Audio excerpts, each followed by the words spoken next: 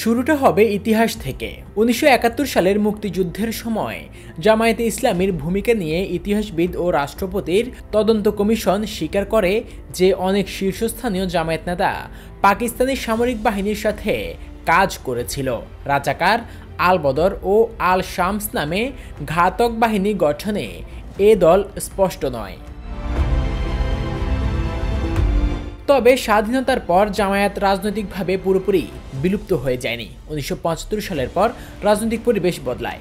ধর্মনিরপেক্ষ সংবিধানের অনুচ্ছেদ যা ধর্মভিত্তিক রাজনীতি নিয়ন্ত্রণ করেছিল তা সংশোধন করা হয় এবং জামায়াত রাজনীতিতে ফিরে আসে আইডল প্ল্যাটফর্মের মাধ্যমে।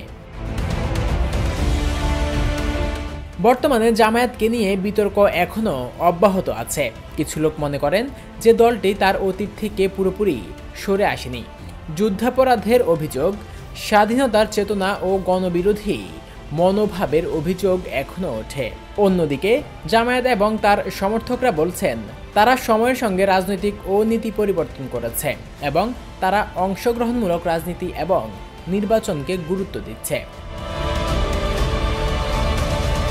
শেষে বলবো, স্বাধীনতা বিরোধী লেবেল পুরোপুরি সোজাসুজি হলেও ইতিহাস ও প্রমাণ দেখায় যে জামায়াত ইসলামীর অনেক নেতার কর্মকাণ্ড স্বাধীনতার বিরোধিতার দিকেই ছিল। তবে বর্তমান প্রেক্ষাপটে স্বাধীনতা বিরোধী বলবো কিনা সেটা নির্ভর করছে আপনি কোন দিক থেকে বিচার করছেন। তাদের আজকের রাজনৈতিক অভিপ্রায়, বক্তৃতা, নীতি, আন্দোলন বা বিচার বিভাগীয় ইতিহাস অনুসন্ধান।